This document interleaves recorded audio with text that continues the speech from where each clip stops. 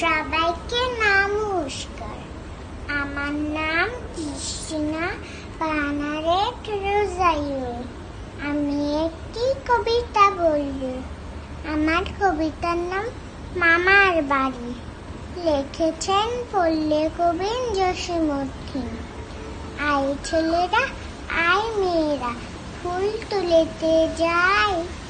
ফুলের মালা গলায় দিয়ে মামার বাড়ি যাই।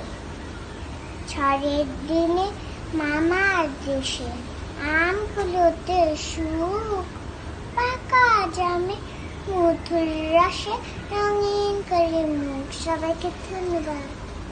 সম্মানিত ভিউয়ার, আপনারা যেই ছোট্ট বাচ্চাটির একটি কবিতা শুনলেন, আশা করি এটা আপনারা সহযোগিতা করবেন এবং সে তার দাদি এবং মা, কাকিমা, জেঠিমা, কাকিমাদের কাছ থেকে শিখেছেন।